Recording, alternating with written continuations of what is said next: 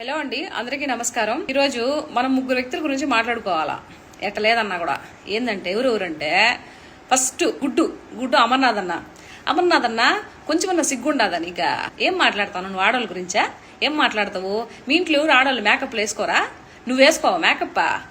ఏం మాట్లాడతావు? మీ బతుకులంతా ఇంతేనా? సేపటికి ఆడదాన్ని పెట్టుకుని రాజకీయం చేయడమేనా?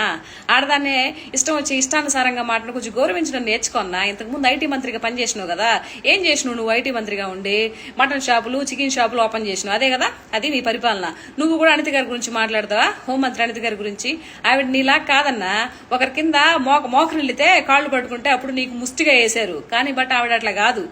ఆవిడ స్వయం శక్తిగా ఉండి పార్టీ యొక్క పద్ధతులకి కట్టుబడి ఉన్నింది కాబట్టి ఈ రోజు ఆమంతటా స్వతహాగా సంపాదించుకున్నటువంటి హోంమంత్రి పదవి.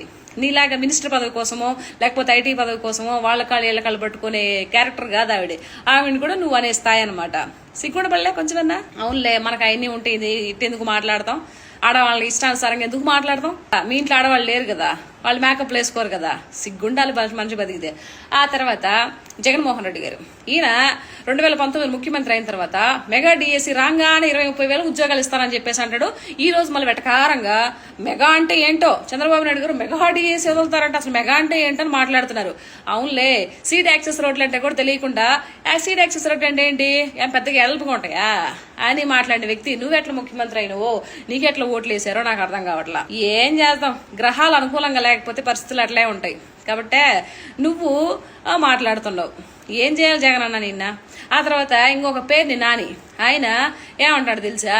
పవన్ కళ్యాణ్ గారు అంట అన్నా అని పిలిచిండంట, అక్కడెక్కడికో తెలంగాణకి వెళ్ళి. అవును, పవన్ కళ్యాణ్ గారు ఎక్కడికైనా వెళ్తారు, నీకేంది నొప్పి?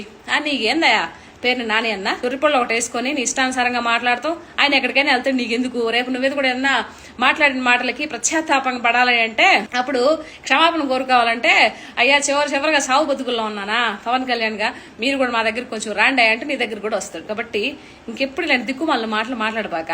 అది కదా నేను చెప్పాలనుకుంటేదా. ఇగో ఇట్లాంటి వాళ్ళు ఉంటే జగన్ అన్న నువ్వు ఎట్లయినా మోసపోతావన్నా. ఇలాంటి శనిగ్రహాలను ఎన్నికేడతలుంటే ఇప్పుడు కాదు కదా, ఎప్పటికి నువ్వు ముఖ్యమంత్రి కాలేవు. కాబట్టి ఈ గ్రహాలను ఎప్పుడు దూరం చేసుకుంటావో అప్పుడు నువ్వు బాగుపడతావు. ఎందుకో చిన్నదానో పెద్దనో ఒక మాట చెప్తున్నా, కొంచెం ఇనుకో. మానవ జీవితం ఒక్కసారే వచ్చుద్ది, మళ్ళీ రాదు. ఏందా? అర్థమైందా? అది గుడ్ నైట్ అన్నా, ఉంటా.